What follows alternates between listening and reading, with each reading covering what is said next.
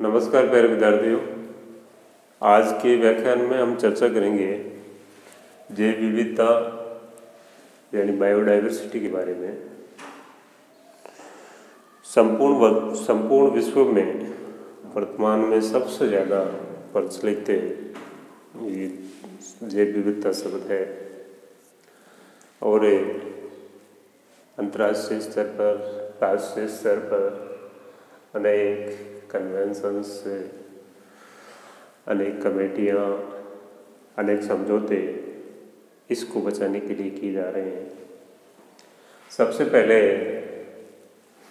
जो संपूर्ण पृथ्वी पर समस्त जो जीव जंतु और पादप है उनको समाहित किए हुए हैं जैव विविधता। जैव विविधता के अंतर्गत समस्त जीव जंतु, पेड़ पौधे, चाहे सूक्ष्म जीव हो, प्रोटोजोआ हो, कवक है, शैवाल है, समस्त उसके अंतर्गत समाहित है। परिभाषा के रूप में यूएस सोसाइटी की परिभाषा 1987 में सबसे पहले उन्होंने ये परिभाषा दी कि जीव जंतुओं में पाए जाने वाली विभिन्नता, विषमता तथा पारिस्थितिकी जटिलता ही जैव विविधता कहलाती है। यानी कि जो समस्त जीव जंतु और पेड़ पौधे पाए जाते हैं उनमें जो विभिन्नता है, वेरिएबिलिटी है, विषमता है और पारिस्थितिकी जटिलता है, उसको बायोडाइवर्सिटी के नाम से जाना जाता है। बायोडाइवर्सिटी शब्द का सर्वप्रथम प्रयोग अमेरिकी कीट वैज्ञानिक एडवर्ड ओ विल्सन ने 1986 में बायोडाइवर्सिटी शब्द है सबसे पहले काम में लिया। अमेरिका के एंटोमोलॉजिस्ट थे उन्होंने। और उसके बाद इसका यदि स्तर की बात करें, बायोडाइवर्सिटी या जैव विविधता के यदि स्तरों की बात करें तो इसके 3 स्तर, लेवल्स ऑफ बायोडाइवर्सिटी है, वो 3 है। पारिस्थितिक तंत्र विविधता यानी इकोसिस्टम बायोडाइवर्सिटी, दूसरी है प्रजाति जैव विविधता यानी स्पेसीज बायोडाइवर्सिटी, और तीसरी है आनुवांशिक या जेनेटिक बायोडाइवर्सिटी। ये 3 लेवल्स ऑफ बायोडाइवर्सिटी है। भारत में वैसे देखें, संपूर्ण विश्व में देखें तो संपूर्ण पृथ्वी पर यदि जैव विविधता की बात करें तो 50 से 300 लाख के प्रजातियां हैं वो संपूर्ण पृथ्वी पर पाई जाती है, परंतु उनमें से केवल 17 से 20 लाख प्रजातियां हैं उनको ही वैज्ञानिक है वो पहचान पाए हैं। यानी कि ये कह सकते हैं कि वर्तमान में भी इस पृथ्वी पर ऐसी प्रजातियां हैं जिनकी पहचान अभी तक की नहीं जा सकी है, यानी बहुत ज़्यादा। तो ये कहा जा सकता है कि संपूर्ण पृथ्वी है उस पर जो बायोडाइवर्सिटी है वो बायोडाइवर्सिटी की दृष्टि से वो काफ़ी समृद्ध है। भारत में जैव विविधता की यदि बात करें तो विश्व के 17 मेगा जो जैव विविधता क्षेत्रों में से भारत एक है। यानी मेगा बायोडाइवर्सिटी के जो सेंटर्स है 17, उनमें से भारत एक महत्वपूर्ण और समृद्ध बायोडाइवर्सिटी का क्षेत्र है। बायोडाइवर्सिटी पृथ्वी की जो ध्रुव है उन पे कम पाई जाती है, और जैसे जैसे जो इक्वेटर है वो मध्य रेखा है उसकी तरफ ध्रुवों से भूमध्य रेखा की ओर बढ़ने पर बायोडाइवर्सिटी है उसकी सघनता या बायोडाइवर्सिटी में वो भूमध्य रेखा के आसपास का क्षेत्र है वो काफ़ी समृद्ध है, रिच है। जो 17 मेगा बायोडाइवर्सिटी के यदि उनके सेंटर्स की बात करें केंद्रों की, तो जो इक्वेटर के आसपास के, चाहे वो कोलंबिया हो, चिली हो, पेरू हो, Brazil, Congo basin, Malaysia, Indonesia और भारत, तो ये महत्वपूर्ण यानी कि जो भूमध्य रेखा है उसके आसपास का क्षेत्र है वहाँ पर बायोडाइवर्सिटी है, उसके हॉट स्पॉट्स पाए जाते हैं अधिकांश।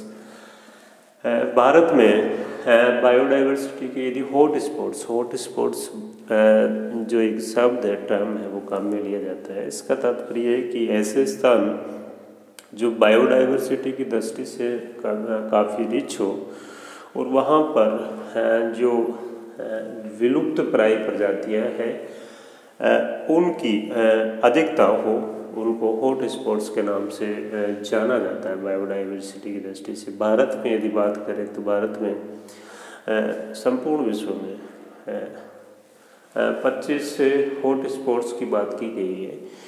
कई बुक्स में 34 हॉट स्पॉट्स का भी उल्लेख किया गया है। तो उनमें यदि देखें तो भारत में 2 हॉट स्पॉट्स का संपूर्ण क्षेत्र भारत में, और एक तीसरा हॉट स्पॉट इंडो बर्मा, उसका आंशिक भाग है वो भारत में स्थित है। पश्चिमी घाट जो दक्षिणी भारत का या प्रायद्वीपीय भारत है, उसका पश्चिम का जो केरल, गोवा और कर्नाटक का भाग है, वहाँ उस क्षेत्र में बायोडाइवर्सिटी की दृष्टि से वो काफ़ी समृद्ध है, और वहाँ पर जो विलुप्त प्राय प्रजातियाँ हैं वो भी अधिक पाई जाती है। पूर्वी हिमालय का जो क्षेत्र है, जिसमें पश्चिम बंगाल का उत्तरी भाग, असम है, अरुणाचल प्रदेश है, मेघालय है, ये भाग भी बायोडाइवर्सिटी की दृष्टि से हॉट स्पॉट है। इंडो बर्मा आंशिक भाग, इसमें इंडो बर्मा में म्यांमार है, वियतनाम है, थाईलैंड है, ये क्षेत्र और इंडोनेशिया, इसका कुछ भाग है जो नागालैंड, मणिपुर, मिजोरम का जो भाग है वो इस जो हॉट स्पॉट क्षेत्र है उसमें आता है।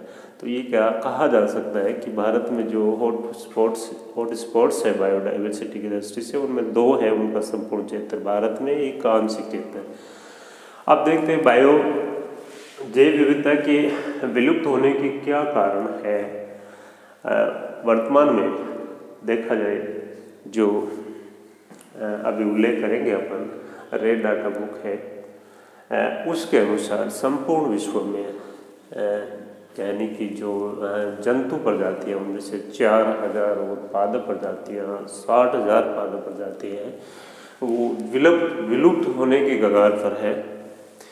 तो इसके क्या कारण है, उनमें यदि देखा जाए तो सबसे बड़ा कारण है वो वर्तमान में जलवायु परिवर्तन एवं पर्यावरण प्रदूषण, यानी कि मानवीय गतिविधियों के कारण और इंडस्ट्रियलाइजेशन के कारण पॉपुलेशन बढ़ रही है, उसकी वजह से इंडस्ट्रियलाइजेशन भी हो रहा है, और जो वन क्षेत्र है वो कम हो रहा है। उसकी वजह से वर्तमान में क्लाइमेटिक चेंज यानी जलवायु में परिवर्तन हो रहा है, जो सीजन्स है उनकी शिफ्टिंग हो रही है, उसकी वजह से जो बायोडाइवर्सिटी है उसको सबसे ज़्यादा खतरा है।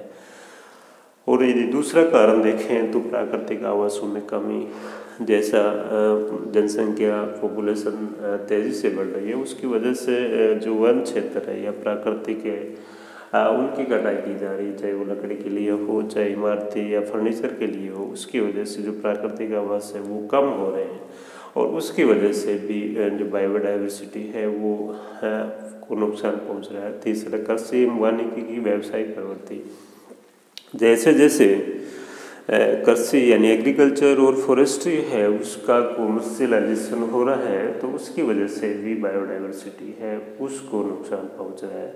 और बहुत सारे कारण हैं जिनकी वजह से वर्तमान में जो बायोडाइवर्सिटी है उसको काफ़ी नुकसान पहुंच रहा है। अब बायोडाइवर्सिटी के संरक्षण के लिए यदि देखें तो जैव विविधता संरक्षण, बायोडाइवर्सिटी कंजर्वेशन, इसका 2 प्रकार से कंजर्वेशन किया जा सकता है। स्वस्थानिक इन सीटू कंजर्वेशन, यानी कि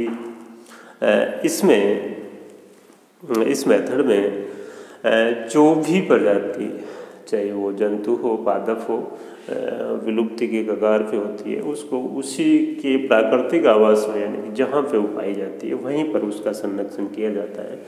और इसके लिए सरकार ने राष्ट्रीय उद्यान, नेशनल पार्क है, बायोस्फीयर रिजर्व है, अभ्यारण्य है, इनकी स्थापना की गई है। और इस प्रकार से इन सीटू कंजर्वेशन है वो बायोडाइवर्सिटी का किया जा रहा है। दूसरा इसका मेथड है बहिस्थानीय एक्स सीटू कंजर्वेशन। बहिस्थानीय कंजर्वेशन इसमें यानी कि जो प्रजाति या संकटग्रस्त होती है उसको उस स्थान से जहाँ पर वो प्राकृतिक रूप से पाई जाती है वहाँ से हटाकर उसको कृत्रिम रूप से किसी पर्टिकुलर स्थान पर ले जाकर उसका संरक्षण किया जाता है। और इसके उदाहरण जैसे बीज बैंक, सीड बैंक्स बनाए जा रहे हैं, जीन बैंक्स बनाए जा रहे हैं, टिश्यू कल्चर लैब हो सकती है, बोटनिकल गार्डन हो सकता है। तो इस प्रकार के इसके उदाहरण हैं। आप देखिए इसमें जैव विविधता संरक्षण के लिए यदि प्रयास एफर्ट्स की बात करें तो इंटरनेशनल एफर्ट्स में ये इंटरनेशनल एफर्ट्स की सबसे पहले बात करते हैं। यूएनओ की एक एजेंसी है IUCN, international union for conservation of nature, 1948 में इसको एस्टेब्लिश किया गया। और ये एजेंसी है वो बायोडाइवर्सिटी उसके संरक्षण के लिए कार्य करती है। इसके तहत 1972 में रेड डाटा बुक है वो है उसका प्रकाशन किया गया। और रेड डाटा बुक है उसमें जो वर्तमान में लुप्त हो रही प्रजातियां हैं प्रजाति है उनकी आवाज़ है उसके बारे में पूरी डिटेल है उसका प्रकाशन किया जाता है। तो इस प्रकार से यदि भारत में नेशनल एफर्ट्स की यदि राष्ट्रीय प्रयासों की यदि बात करें तो 2002 में बायोडाइवर्सिटी एक्ट बना और उसके तहत पूरे देश भर में उसी के तहत 2010 में राष्ट्रीय हरित प्राधिकरण नेशनल NGT जिसको कहा जाता है NGT नेशनल ग्रीन ट्रिब्यूनल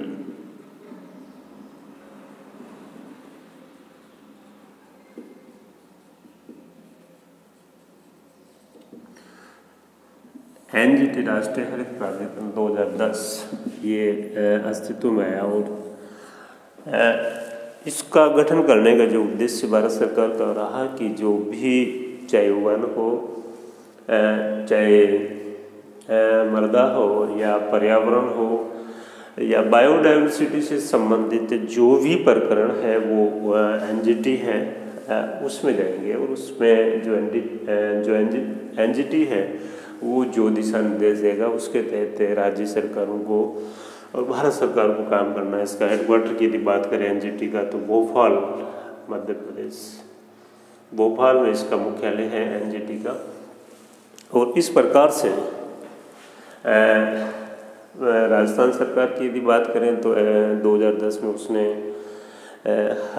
यहाँ पर बायोडाइवर्सिटी जैव विविधता बोर्ड है उसका गठन कर रखा है। और यहाँ पर भी जो NGT हो या जो इंटरनेशनल IUCN जो भी जिनकी दिशा निर्देश है उनका पालन किया जाता है और जो बायोडाइवर्सिटी है उसके संरक्षण का प्रयास किया जाता है।